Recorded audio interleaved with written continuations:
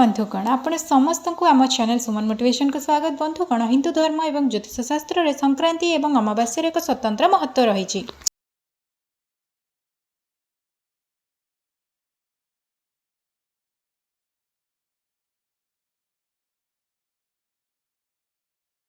साधारणतः ये दुईटी तिथि अलग अलग दिन में पड़ी था, किंतु कल्पना करंतु जदि चलित वर्षर सबुठारु गुरुत्वपूर्ण संक्रांति अर्थात मिथुन संक्रांति जहाँ आम ओडिशार पवित्र रज संक्रांति बोली कहीथाउ, सही दिन ही जदि अमावास्या पड़े तेबे कौन हेबो।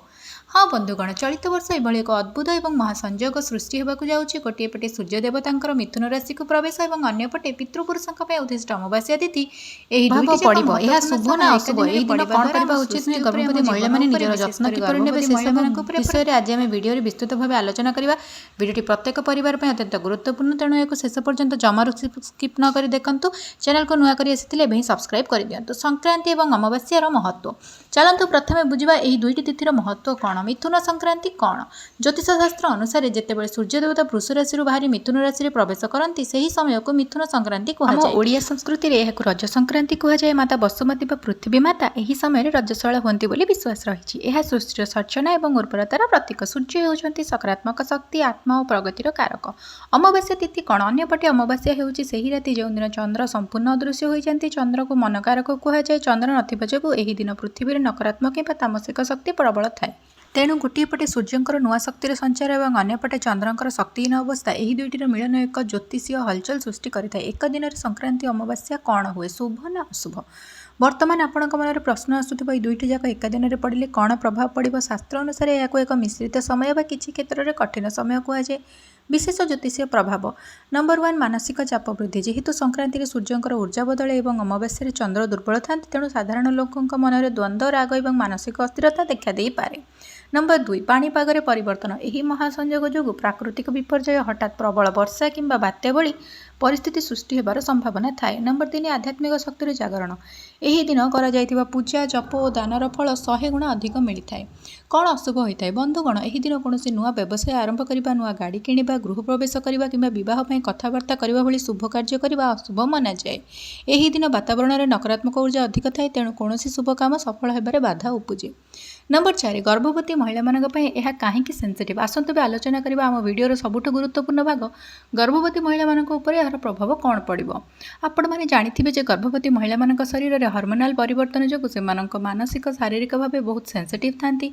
ज्योतिष शास्त्र एवं विभिन्न विज्ञान उभय स्वीकार करती जे अमावास्या दिन समुद्र में जुआर आसी था, जार अर्थ पृथ्वी जलीय अंश उपर चंद्रंकर प्रभाव पड़े। आम शरीर मध्य 70% जलरे गढ़ा, तेणु गर्भरे थिबा शिशु और मार मन उपर एही दिनर ग्रह स्थिति गभीर प्रभाव पकाई थाए। मिथुन संक्रांति और अमावास्या एकाठी पड़ुथिबार गर्भवती महिला विशेष सावधानता अवलंबन करने को पड़ो, जेपरिक गर्भस्थ शिशु पर नकारात्मक प्रभाव न पड़े।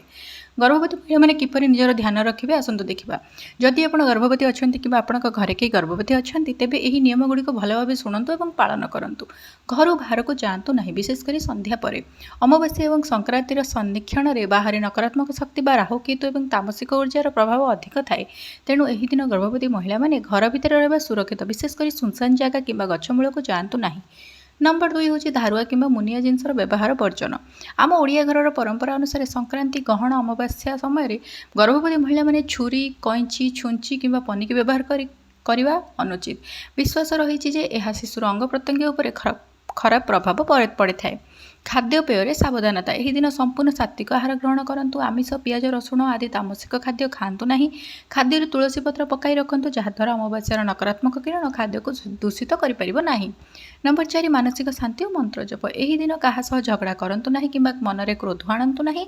निज रूम रे बसी भगवान श्रीकृष्ण मंत्र ओम नमो भगवते वासुदेवाय किंबा गायत्री मंत्र जप करंतु। यह द्वारा माँ और पिला उभयों पाखक पॉजिटिव वेव्स आसी थाए। कौन कौन सब अशुभ हो पारे एवं यार प्रतिकार।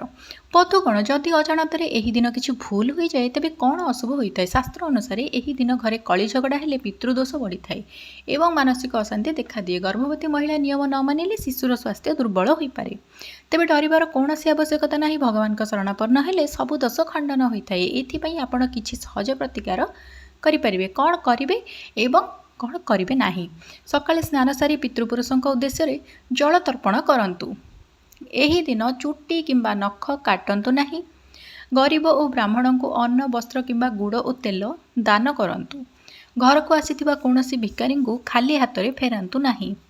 ଗର୍ଭବତୀ ମହିଳାଙ୍କ କପାଳରେ ଚନ୍ଦନର ଟୀକା ଲଗାନ୍ତୁ। ଘରେ କୌଣସି ପ୍ରକାରର ଅଶାନ୍ତି କଳିଝଗଡ଼ା କରନ୍ତୁ ନାହିଁ।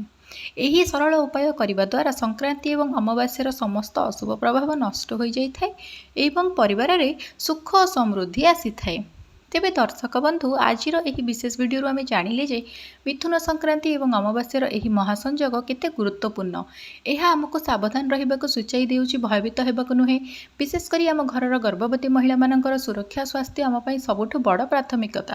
ଶାସ୍ତ୍ରର ନିୟମକୁ ମାନିବା ସହ ଡାକ୍ତରଙ୍କ ପରାମର୍ଶ ମଧ୍ୟ ନିଅନ୍ତୁ। ଆଶା କରୁଛି ଆଜିର ଏହି ସୂଚନା ଆପଣମାନଙ୍କୁ ନିଶ୍ଚୟ ଭଲ ଲାଗିଥିବ। ଏହି ଭିଡ଼ିଓକୁ ନିଜର ସାଙ୍ଗସାଥି ଏବଂ ସମ୍ପର୍କୀୟମାନଙ୍କ ସହ, ବିଶେଷ କରି ଯେଉଁମାନଙ୍କ ଘରେ ଗର୍ଭବତୀ ମହିଳା ଅଛନ୍ତି ସେମାନଙ୍କ ସହ ନିଶ୍ଚୟ ସେୟାର କରନ୍ତୁ। ଆପଣଙ୍କର କୌଣସି ପ୍ରଶ୍ନ ଥିଲେ ଆମକୁ ତଳେ କମେଣ୍ଟ ବକ୍ସରେ ପଚାରି ପାରିବେ। ଭିଡ଼ିଓଟିକୁ ଲାଇକ୍ କରିବାକୁ ଜମାରୁ ଭୁଲିବେନି। ପୁଣି ଦେଖା ହେବ ଏଭଳି ଏକ ଆଧ୍ୟାତ୍ମିକ ଏବଂ ଜ୍ଞାନଭିତ୍ତିକ ଭିଡ଼ିଓ ସହ। ସେ ପର୍ଯ୍ୟନ୍ତ ବିଦାୟ ଦିଅନ୍ତୁ। ଜୟ ଜଗନ୍ନାଥ।